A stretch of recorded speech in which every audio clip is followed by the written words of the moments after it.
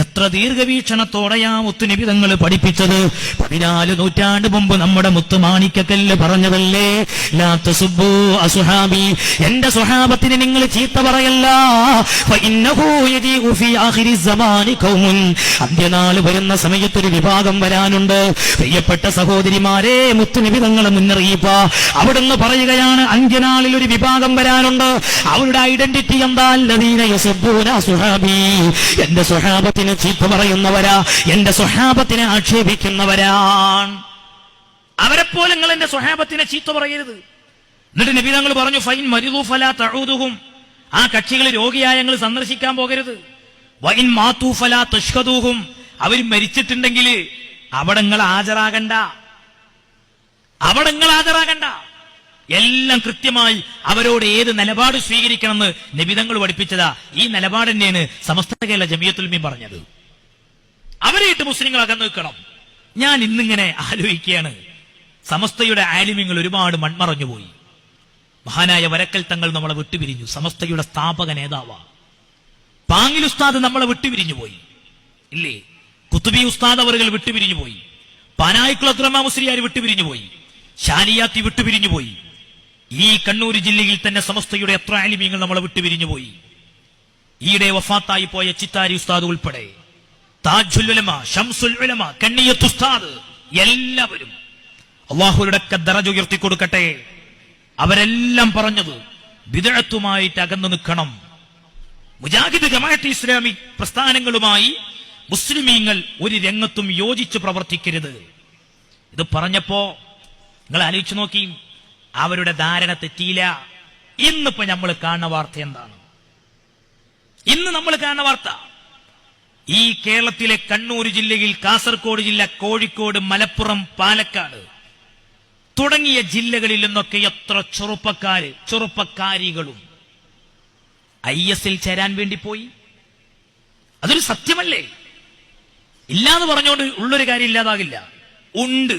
അങ്ങനെ കേരളത്തിലെ കുറച്ച് ചെറുപ്പക്കാർ നഷ്ടപ്പെട്ടിട്ടുണ്ട്. നമുക്ക് ഹക്കാണ്. സത്യത്തിൽ ഈ പോയ ചെറുപ്പക്കാർ അൽഹംദുലില്ലാഹ് ഒരു സമസ്തയുടെ മെമ്പറും ഇല്ല, മുസ്ലിം ജമാഅത്തിന്റെ ഒരു മെമ്പറും. IS-ൽ ചേരാൻ വേണ്ടി സിറിയയിൽ ചെന്ന് തോക്കെടുക്കാൻ പോയവരിൽ ഉമ്മമാരാലോചിക്കണം. കേരള മുസ്ലിം ജമാഅത്തിന്റെ ഒരു മെമ്പറുമില്ല, SYS-ന്റെ മെമ്പറില്ല, SSF-ന്റെ മെമ്പറില്ല. പോയവർ മുഴുവനും സലഫി ആദർശം സ്വീകരിച്ചവരാണ്. എന്തുകൊണ്ട് അവര് പോയി? എന്താണ് അവരതിന് കാരണം പറയുന്നത്? ഏറെക്കുറെ ആളുകൾ അവിടെ എത്തിച്ചതിലെ സൂത്രധാരകനാണ് റാഷിദ് അബ്ദുള്ള എന്ന് പറയുന്ന കാസർഗോഡ് പടന്ന സ്വദേശിയായ ചെറുപ്പക്കാരൻ. അഫ്ഗാനിസ്ഥാനിലാണ് അദ്ദേഹം ഇന്ന്. അദ്ദേഹത്തിന്റെ 92ാമത്തെ വോയിസ് യുവാക്കൾ ആലോചിക്കണം. 92ാമത്തെ വോയിസ് മലയാളികൾക്ക് വേണ്ടി അയച്ചു തന്നു. എന്താണ് അയാൾ പറയുന്നത്? ചാനലുകൾ പോലും ആ വാർത്ത പുറത്തു വിട്ടില്ലേ? എന്താണ് അതിൽ പറയുന്നത് അറിയോ? ആദ്യം ഒരാൾ മടവൂരി വിഭാഗം മുജാഹിദാവും, പിന്നെ അയാൾ അതിൽ നിന്ന് KNM-ലേക്ക് പോകും. ഈ റാഷിദ് അബ്ദുള്ള പറയാം. ആരാണ് ഈ റാഷിദ് അബ്ദുള്ള? AP അബ്ദുൽ ഖാദർ മൗലവിയുടെ മരുമകനായ MM അക്ബർ.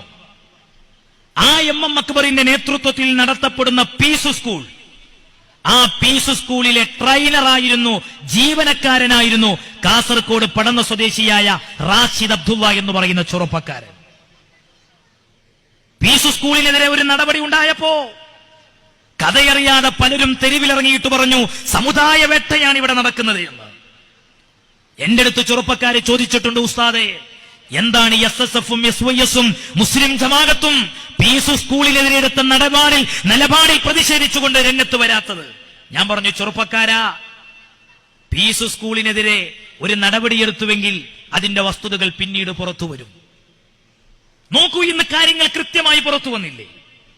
റാഷിദ് അബ്ദുള്ള പറയാണ്, ആദ്യം ഒരാൾ മടവൂരി വിഭാഗം മുജാഹിദാകും, പിന്നെ അയാൾ KNM-ൽ പോകും, പിന്നെ അയാൾ വിസ്ഡം ഗ്രൂപ്പിൽ പോകും, പിന്നെ അയാൾ ദമ്മാജി സലഫിസത്തിൽ പോകും. അങ്ങനെ പതിയെ അയാൾ IS-ലെത്തും. ഉമ്മമാരെ, കുട്ടികളെ കെട്ടിക്കാണ്ടോ നന്നായി ചിന്തിക്കണം. മകൾക്ക് വരുന്ന പുതിയാപ്പള കഞ്ചാവ് ഉപയോഗിക്കാത്ത ആളാണെന്ന് ചിന്തിക്കുന്നത് പോലെ, അന്വേഷിക്കുന്നത് പോലെ, കുടിയനല്ല, ലഹരി ഉപയോഗിക്കുന്നവനല്ല, എന്റെ മകളെ കല്യാണം കഴിക്കാൻ വേണ്ടി വരുന്ന ചെറുപ്പക്കാരനെന്ന് നന്നായി അന്വേഷിക്കുന്നത് പോലെ നന്നായി ചിന്തിക്കണേ. നിങ്ങളുടെ പൊന്നുമോളെ ഭർത്താവായി വരാനിരിക്കുന്ന ചെറുപ്പക്കാരൻ ഒരു മുജാഹിദ് ആശയക്കാരനല്ല, ഒരു ജമാഅത്തെ ഇസ്ലാമിയുടെ ചിന്താഗതിക്കാരനല്ല. അവൻ കറകളഞ്ഞ സുന്നിയാണെന്ന് ഉറപ്പ് വരുത്തിയ ശേഷമേ ഉപ്പാ മകളെ കെട്ടിച്ചു കൊടുക്കാവൂ. മാത്രവുമല്ല, റാഷിദ് അബ്ദുള്ള ഒന്നുകൂടെ പറഞ്ഞു, വരാനിരിക്കുന്ന 10 കൊല്ലത്തിന്റെ ഇടക്ക് IS-ലെത്തുന്ന കുട്ടികളിൽ നല്ല ഭാഗവും പീസ് സ്കൂളിലെ സ്റ്റുഡൻസുകളായിരിക്കും. എന്നിട്ട് അദ്ദേഹം പറയാണ്, പബ്ലിക്കായിട്ട് പീസ് സ്കൂളിൽ തീവ്രവാദം പഠിപ്പിക്കുന്നുണ്ടെന്ന് ഞാൻ പറയുന്നില്ല. അവിടുത്തെ ടീച്ചേഴ്സിനെ കൊണ്ട് വിദഗ്ധക്കാർ പറയിപ്പിക്കുന്നുണ്ടല്ലോ, ഇവിടെ അങ്ങനെ ഒരു ടെററിസം പഠിപ്പിക്കണ ഒരു ക്യാമ്പും ഇല്ലാന്ന്. റാഷിദ് അബ്ദുള്ള പറയാണത് സത്യമാണ്, പക്ഷേ അവിടെ പഠിപ്പിക്കുന്നത് സലഫിസമാണ്. റാഷിദ് എന്നെ പറയുന്നുണ്ട്, അയാൾ എന്തുകൊണ്ടാണ് ഇത്രേ ഹിജറ പോയതെന്നറിയോ? സൂറത്തു നിസായിലെ 97-ാമത്തെ ആയത്ത്, ആ 97-ാമത്തെ ആയത്തിന് അമാനി മൗലവിയുടെ പരിഭാഷ നോക്കി വായിച്ചു. എം അക്ബർ പറയാറുണ്ടത്രേ, ഖുർആൻ പഠിക്കേണ്ടത് അമാനി മൗലവിയുടെ ഖുർആൻ പരിഭാഷ നോക്കിയാകണമെന്ന്. റാഷിദ് അബ്ദുള്ള പറയാണ്, ഞാനത് വായിച്ചപ്പോ എനിക്ക് ബോധ്യപ്പെട്ടത് യഥാർത്ഥ മുസ്ലിമായി ഇന്ത്യയിൽ ജീവിക്കാൻ കഴിയില്ല, യഥാർത്ഥ മുസ്ലിമായി ഇന്ത്യയിൽ ജീവിക്കാൻ കഴിയില്ല. ഹിജറ പോക്ക് നിർബന്ധമാണ്. നഊദു ബില്ലാഹ്. പ്രിയപ്പെട്ട ഉമ്മമാരെ, നമ്മുടെ കുട്ടികള് ബിദഅത്തുകാരന്റെ ഖുർആൻ ക്ലാസ് നടക്കുന്നു എന്ന് കേൾക്കുമ്പോ ഖുർആനല്ലേ പഠിച്ചോട്ടെ ഉസ്താദേ, ഖുർആനല്ലേ കേട്ടോട്ടെ ഉസ്താദേ, എന്തിനാ നമ്മൾ അതിനൊക്കെ കുറ്റം പറയുന്നത് എന്ന് ചിന്തിക്കുന്ന യുവാക്കളുണ്ടോ? ഈ ഖുർആൻ ഓതിയിട്ട് ദുർവ്യാഖ്യാനം ചെയ്തിട്ട് കേരളത്തിലെ നിഷ്കളങ്കരായ ചെറുപ്പക്കാരെ IS-ലെത്തിക്കുന്ന ഈ കക്ഷികളെ തുറന്ന് കാണിച്ചില്ല എങ്കിൽ അന്യ സമുദായക്കാരുടെ മുന്നിൽ മുസ്ലിമും ഇസ്ലാമും പ്രതിപ്പട്ടികയിൽ വരില്ലേ? ആലോചിച്ച് നോക്കി. ഞാൻ ആലോചിക്കുകയാണ്, സ്വാമി ചിദാനന്ദപുരി എന്ന് പറയുന്ന കോഴിക്കോട് ഹിന്ദു ധർമ്മ പ്രഭാഷണം നടത്തുന്ന ഒരു ഹൈന്ദവ സ്വാമിജി, അദ്ദേഹത്തിന്റെ ഒരു വോയിസ് സോഷ്യൽ മീഡിയയിൽ ഞാൻ കേട്ടിരുന്നു. അയാൾ പറയാണ്, വിശുദ്ധ ഖുർആനിൽ ഉണ്ടത്രേ മുസ്ലിങ്ങളല്ലാത്തവരെ തുണ്ടം തുണ്ടമായി കൊല്ലണം, മുസ്ലിങ്ങളല്ലാത്തവരെ ജോലിക്ക് വിളിക്കരുത്, മുസ്ലിങ്ങളല്ലാത്തവരുടെ മുഖത്തു നോക്കി ചിരിക്കരുത്. ഖുർആനിലുണ്ടെന്നാണ് സ്വാമിജി പറയുന്നത്. പക്ഷെ അദ്ദേഹത്തിന് അറബിയിലുള്ള ഖുർആൻ വായിക്കാൻ അറിയില്ല, നമുക്കറിയാം. പിന്നെ പരിഭാഷകളാണ്. ഈ ഖുർആൻ പരിഭാഷ പാടില്ല നമ്മൾ പറഞ്ഞപ്പോ ബിദഅത്തുകാരെന്താ പറഞ്ഞത്? സമസ്തക്കാര് പറയുന്നത് ഖുർആൻ പഠിക്കേണ്ടെന്നാണ്. നമ്മളതല്ല പറഞ്ഞത്, ഖുർആൻ പഠിക്കണം, പക്ഷെ പരിഭാഷയിലൂടെ ഖുർആൻ പഠിക്കാൻ കഴിയില്ല. പരിഭാഷയിലൂടെ ഖുർആൻ പഠിക്കാൻ കഴിയില്ല. ഉംറ കഴിഞ്ഞു വരുന്നവർക്കുണ്ടല്ലോ ഒരു ഫ്രീ ആയിട്ട് മലയാളത്തിലെ പരിഭാഷ ഇങ്ങനെ കൊടുക്കുന്നത്. മിക്ക പൊരി പോയൊക്കെയാലും കാണാ ഇതിങ്ങനെ കൊണ്ടച്ചിക്കണ്. ആരാണ് ഈ പരിഭാഷ എഴുതിയത്? ചെറിയ മുണ്ടം അബ്ദുൽ ഹമീദ്. ആ പരിഭാഷയിൽ എത്ര അസംബന്ധമാണുള്ളത്. പ്രിയപ്പെട്ടവരെ, വിദഗ്ധകാരന്റെ പരിഭാഷ വീട്ടിൽ സൂക്ഷിക്കേണ്ട അബദ്ധങ്ങളാണ് അതിന്റെ അകത്ത്, അബദ്ധങ്ങൾ.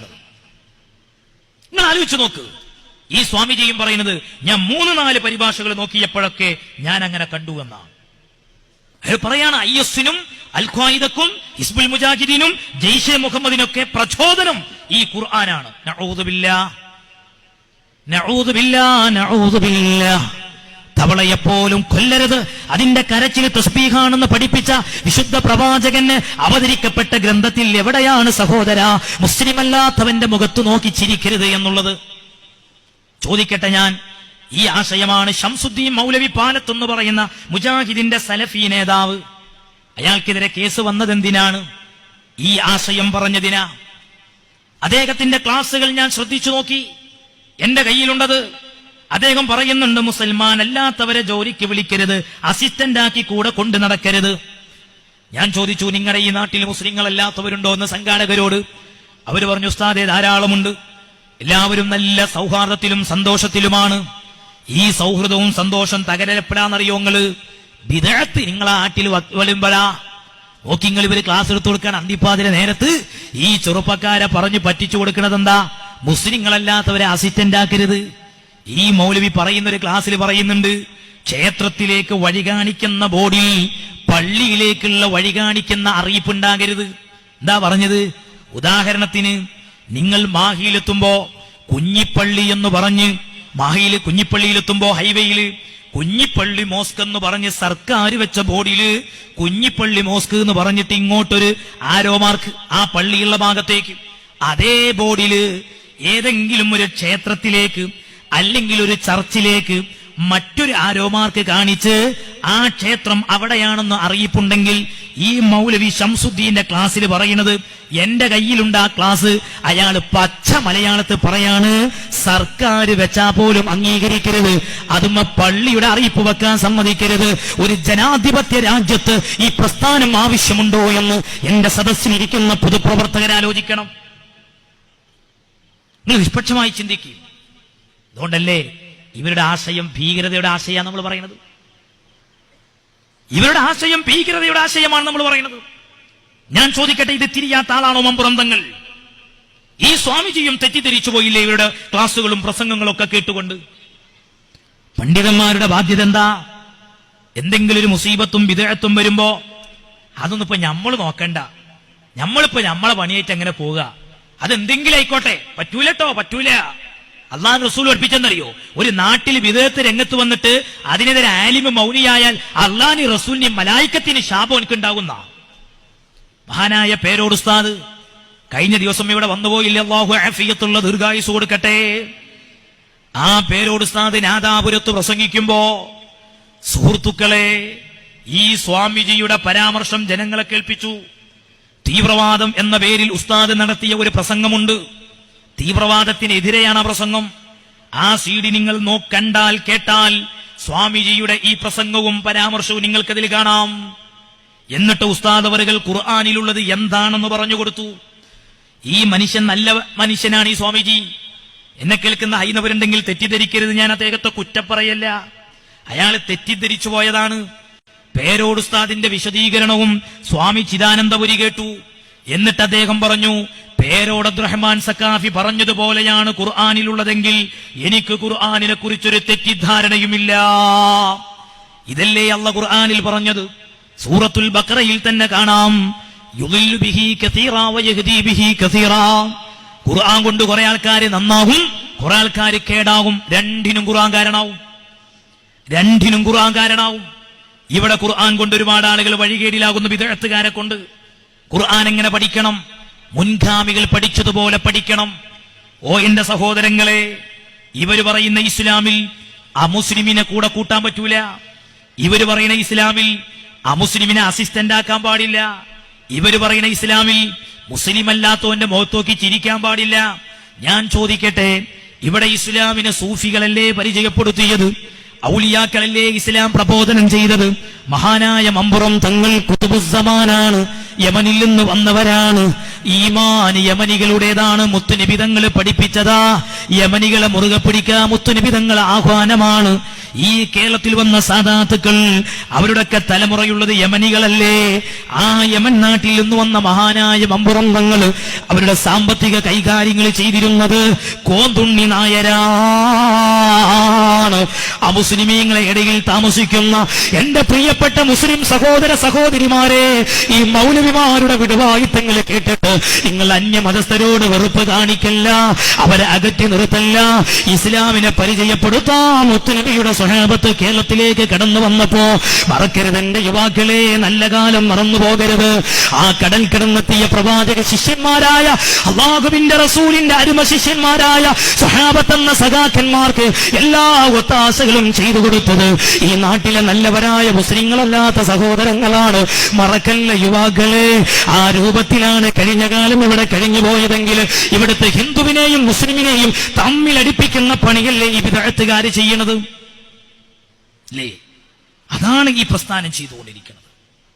ഇന്ന് കേരളത്തിൽ നിന്ന് തീവ്രവാദത്തിലേക്ക് എത്തിപ്പെട്ടവരും മുഴുവനും മുജാഹിദിന്റെ ക്ലാസ്സുകളിൽ പങ്കെടുത്തവരും അവരുടെ ആശയം സ്വീകരിച്ചവരും മലയാളത്തിൽ ഖുതുബ നടക്കുന്ന പള്ളിയിൽ പോയി ജുമുഅക്ക് പോയവരൊക്കെയാണ്.